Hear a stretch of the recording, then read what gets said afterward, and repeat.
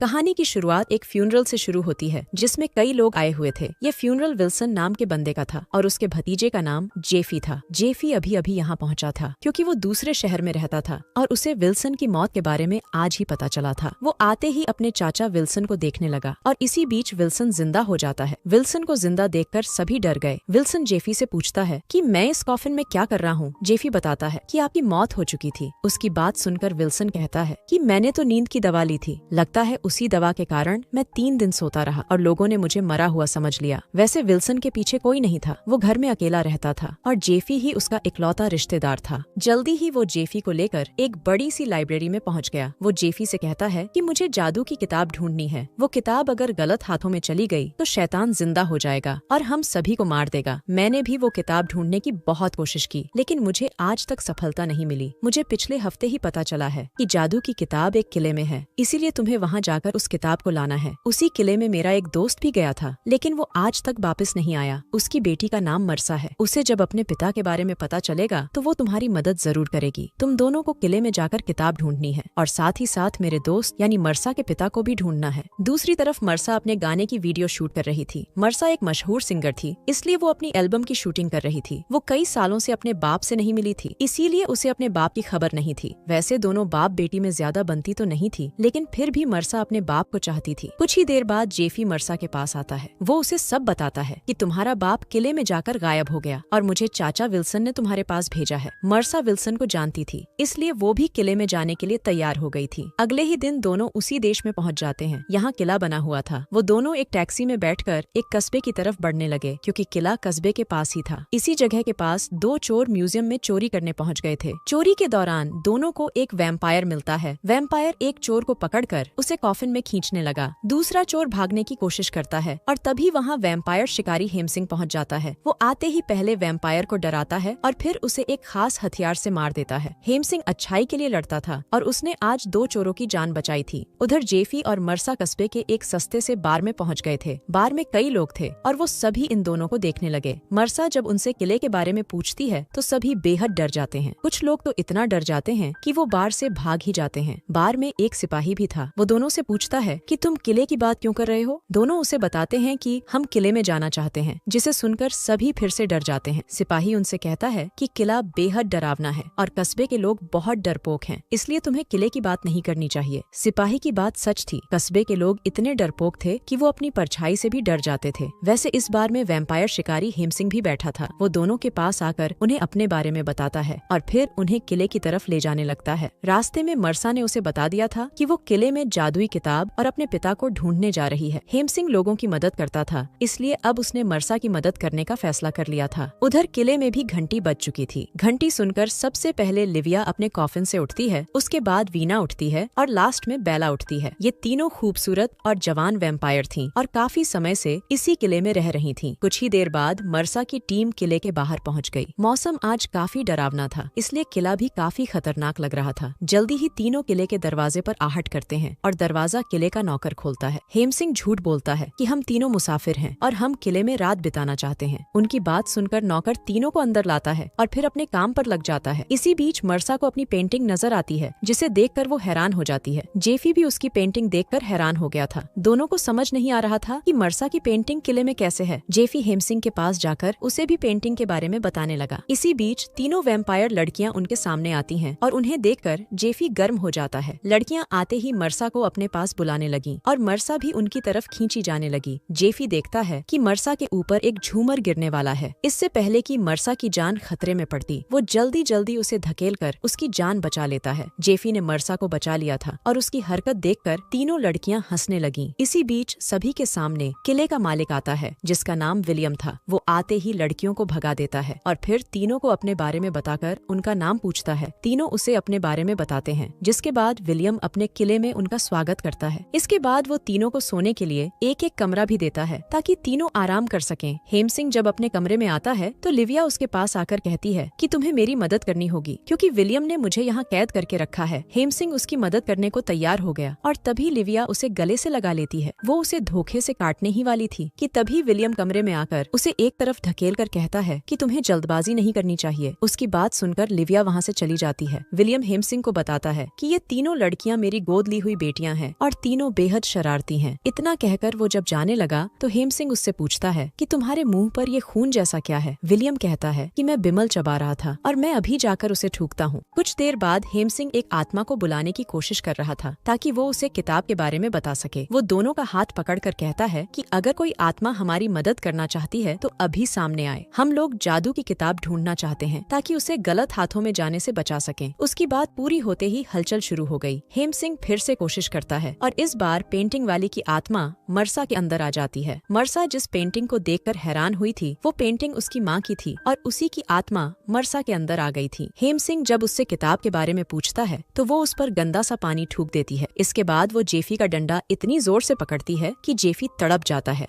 दोनों को सबक सिखाने के बाद वो कहती है कि मैं मरसा की माँ हूँ, मेरी मौत इसी किले में हुई थी, इसलिए मेरी आत्मा भी यहीं भटक रही है। मैं किताब ढूंढने में भी मदद करूंगी और मरसा के बाप को भी ढूंढने में मदद करूंगी। इतना कहकर वो मरसा का शरीर छोड़ देती है, जिसके बाद दोनों उसे संभालने लग जाते हैं। वो उसे सब बताते हैं कि तुम्हारे अंदर तुम्हारी माँ की आत्मा आई थी और ये जानकर मरसा हैरान होती है। थोड़ी देर बाद मरसा जेफी के साथ मिलकर अपने बाप को ढूंढने लगी। उधर हेम सिंह अपने कमरे में सो रहा था और इसी बीच उसके पास लिविया आती है। हेम सिंह उसे डराने की कोशिश तो करता है लेकिन लिविया उसे काटकर भाग जाती है। हेम सिंह को एक वैम्पायर ने काटा था, इसलिए वो भी वैम्पायर बन गया था। उधर दोनों मरसा की माँ की पेंटिंग के पास पहुँच गए थे। पेंटिंग उन्हें रास्ता दिखाती है। जेफी तो उसी रास्ते की तरफ बढ़ने लगा जबकि मरसा वहीं रुककर पेंटिंग देखने लगी और जल्दी ही उसके शरीर में आत्मा भी आने लगी। जेफी एक गुप्त कमरे में आ गया था। कमरे में आकर वो आगे बढ़ने लगा था और जल्दी ही उसे एक कॉफिन मिलता है। वो जैसे ही कॉफिन खोलता है तो कॉफिन में उसे जादू की किताब मिल जाती है। इससे पहले कि वो उसे उठा पाता कि तभी लिविया पीछे से आकर उसे बेहोश कर देती है। कुछ देर बाद जेफी को किले के बाहर बांध दिया गया था। तीनों लड़कियां भी उसके सामने खड़ी थीं। जल्दी ही विलियम किताब लेकर उसके सामने आता है और फिर उससे कहता है कि अब मैं शैतान को जगाऊंगा, वो जागते ही मुझे ताकत देगा और फिर मैं अमर हो जाऊंगा। इसी बीच हेम सिंह भी वहाँ आ जाता है। जेफी उससे मदद मांगता है लेकिन वो कहता है कि मैं वैम्पायर बन चुका हूँ साले, और ये लड़कियां मेरा पानी निकालती हैं। विलियम जल्दी जल्दी किताब की मदद से शैतान को जगाने लगा जबकि जेफी चुपचाप उसे देख रहा था। इसी बीच मरसा सबके सामने आकर विलियम को रोकने की कोशिश करती है लेकिन वो साला उसकी बात नहीं मानता। हेम सिंह मौका देखकर जेफी के हाथ खोलने लगा। वो भले ही वैम्पायर बन चुका था लेकिन वो अभी भी जेफी की मदद करना चाहता था। मरसा के बार बार समझाने पर भी जब विलियम नहीं रुकता तो वो बिजली की ताकत से उसे जलाकर मार देती है। मरसा के अंदर उसकी माँ की आत्मा थी और ये कारनामा उसी ने किया था। विलियम के मरते ही शैतान भी जाग उठा। विलियम ने मरने से पहले काफी किताब पढ़ ली थी, इसीलिए शैतान जाग गया था। शैतान को मारने के लिए किताब जलाना जरूरी था। जेफी दिलेरी दिखाकर किताब जला देता है जिसके साथ ही शैतान भी बाहर निकलते निकलते मर जाता है। कहानी के आखिर में मरसा अपने पिता को भी ढूंढ लेती है। विलियम के मरते ही तीनों वैम्पायर लड़कियां भी मर गई थीं और हेम सिंह फिर से ठीक हो गया था। इसी के साथ इस कहानी का यही अंत हो जाता है।